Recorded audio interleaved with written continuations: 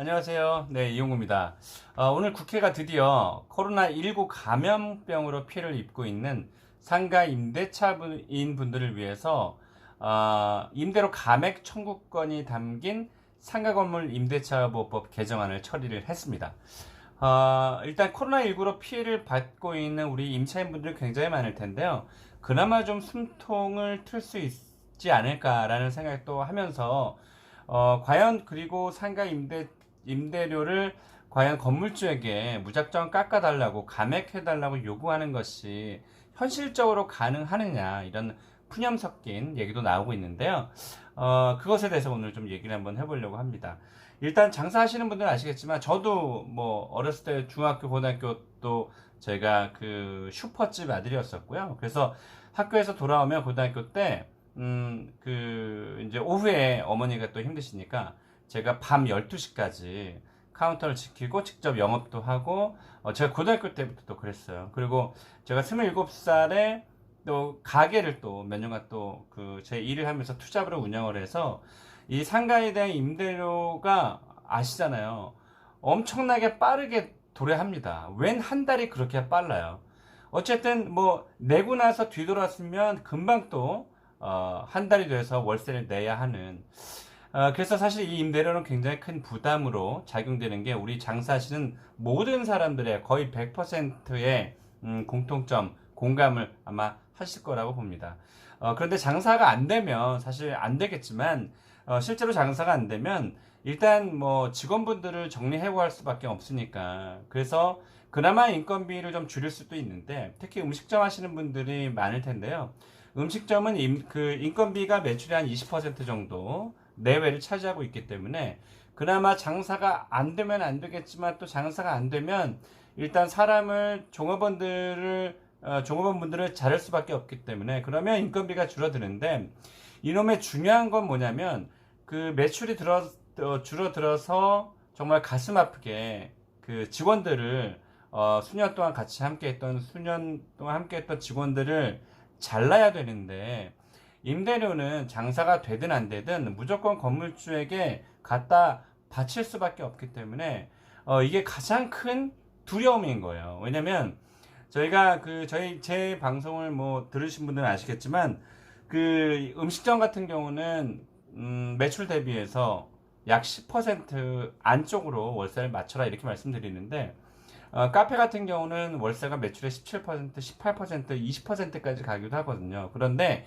이게 매출의 10%에서 20%의 월세 포션이 있는 건데, 가령 매출이 5천만 원에서, 월세가 10%면 500만 원인데, 5천만 원에서 1천만 원으로 월세가 줄어들면 그런 분들 많잖아요. 그러면, 월세가 그대로 500인데 이게 몇 퍼센트입니까? 그쵸? 50%예요. 월세가 50%에 차지하는 거예요. 그래서 뭐 인건비는 줄일 수가 있기 때문에 그나마 가능한데, 이 임대료는 건물주와 협상의 여지 자체가 없기 때문에 임대료는 엄청나게 크게 그 부담으로 작용할 수밖에 없습니다. 근데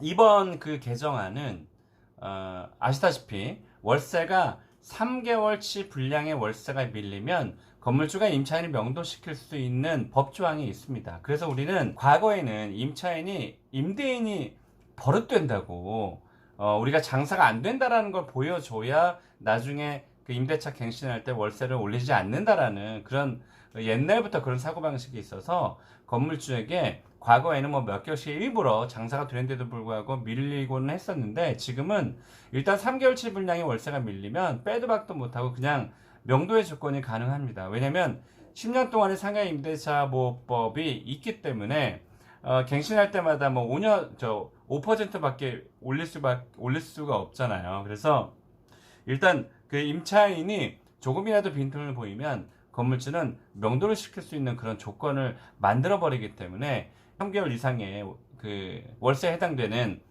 임대료를 밀리면 절대 안 됩니다. 그런데 이번 개정안에서는 6개월의 월세가 밀려도 임대인이, 즉 건물주가 임차인을 내쫓지 못하는 그 법을 이번에 통과를 시킨 겁니다.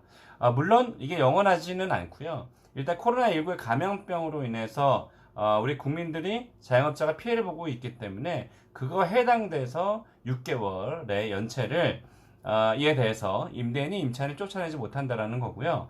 이게 최장 9개월이라고 하는 얘기는 뭐 물어보신 분들 굉장히 많으신데 지금 이미 2개월 이상 밀리신 분들이 있잖아요. 그분들은 6개월까지 그 법 시행 이후니까 6개월 정도, 그러니까 최장 9개월 정도까지도 밀려도 쫓아나지 못한다. 이제 이렇게 이제 적용이 되는 거죠. 그래서 일단 이 법은 장사가 안 돼서 월세가 밀리는 분들이 많기 때문에 그나마 부담감이 확 줄어들 수 있다라는 측면에서는 일단은 저는 다행이라고 보여집니다. 이번 그 일부 개정 법률안에 보면 건물주에게 우리가 월세를 깎아달라고 요구할 수 있는 감행 청구권을 이번에 만들었는데요. 사실 이건 현실적으로는 불가능할 수 있다라고 봅니다. 왜냐면 이번 개정안이 임차인이 임대인을 상대로 임대료를 깎아달라는 감행 청구권인데 건물주가 무조건 수용해야 되는 또 강제 사항은 아니에요. 그러니까 이 법이 좀 이게 애매모호한 거죠. 임차인이 임대인에게 월세를 깎아달라고 하는 그런 청구권은 줬지만 건물주가 그에 응할 필요는 없다. 뭐 이거기 때문에 사실 뭐 무용지물인 그런 법이라고 볼 수 있고요. 가령 그렇다고 하더라도 여기 이 법의 내용을 보면 임차인이 건물주에게 깎아달라고 해서 건물주가 깎아줬어요. 그러면 그러니까 이 깎아주는 하한선은 없습니다. 그러니까 100만 원을 깎아줘도 되고 1000만 원을 깎아줘도 되고 이거는 임대인의 권한인 거죠. 내가 안 깎아줘도 그만인 거고 깎아줘도 하한선이 없다는 거죠. 그러니까 어찌 보면 정부가 임대인 분들에게 좀 깎아줘라 하는 권고일 수 있습니다. 그런데 여기서 그렇게 되면 이제 임대인만 피해를 본다라는 볼멘 목소리가 나올 수 있기 때문에 임대인 분들을 위해서 그렇다면 임차인이 깎아달라고 해서 깎아줬다면 다음에 임대차 갱신을 하거나 할 때 5%를 초과해서 임대료를 올릴 수 없었거든요. 그런데 이럴 경우에는 나중에 갱신을 할 때 임차인에게 5% 이상의 그러니까 상한선을 두지 않겠다는 뜻이에요.